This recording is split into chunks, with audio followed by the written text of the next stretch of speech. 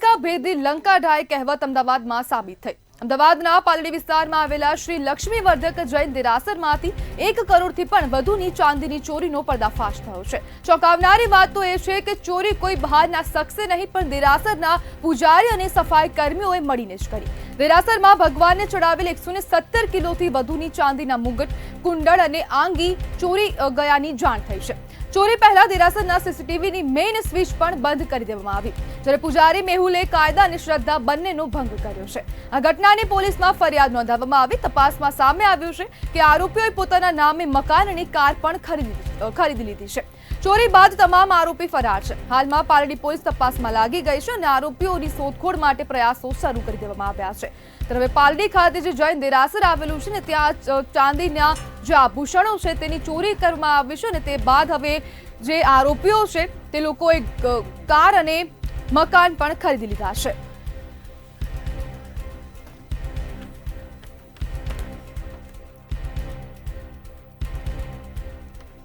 ત્યારે આપણી સાથે ગુજરાત હાઈકોર્ટના એડવોકેટ દર્શન વેગડ જોડાઈ ગયા છે। દર્શનભાઈ, હવે ધાર્મિક જગ્યાએ ચોરી થઈ છે તો હવે આઈપીસીના કયા કાયદા હેઠળ અને કેવા પ્રકારની કાર્યવાહી થશે અને શું આ વધુ ગંભીર ગુનો ગણાશે?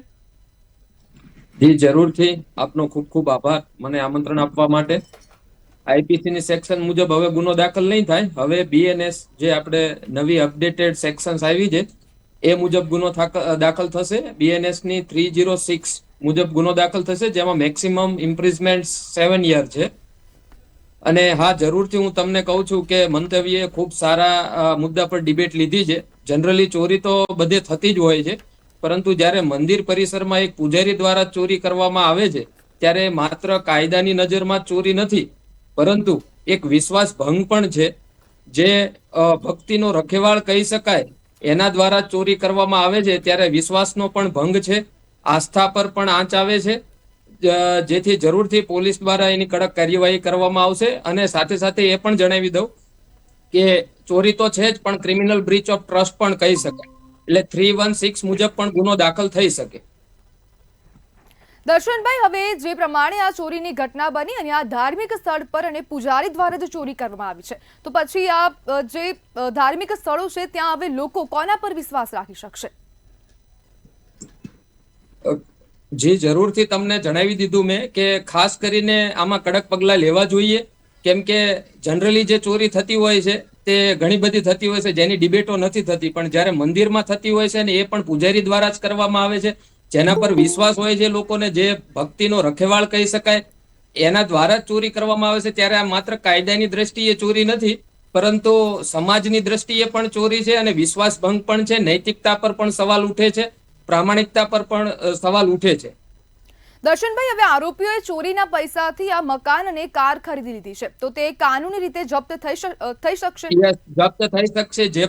જેટલું પણ સિલ્વર એમની પાસેથી રિકવર થશે તે સિલ્વર રિકવર કરવામાં આવશે અને જે પણ પ્રોપર્ટી પરચેસ કરીએ છે તેને સીઝ કરી અને તેની પણ રિકવરી થઈ શકે।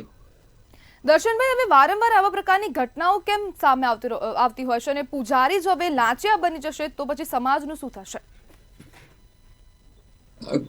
જી જરૂરથી, હું તમને જણાવી દઉં કે જ્યારે આવી બધી ગુનાહિત ઘટનાઓ બનતી હોય છે, જે દરેક સમાજમાં બનતી હોય છે, દરેક જિલ્લાઓમાં બનતી હોય છે, દરેક રાજ્યમાં બનતી હોય છે, દેશોમાં બનતી હોય છે, એ કોઈ નવી બાબત નથી, પણ આના પર કડક કાર્યવાહી કરવી એ જરૂરી છે।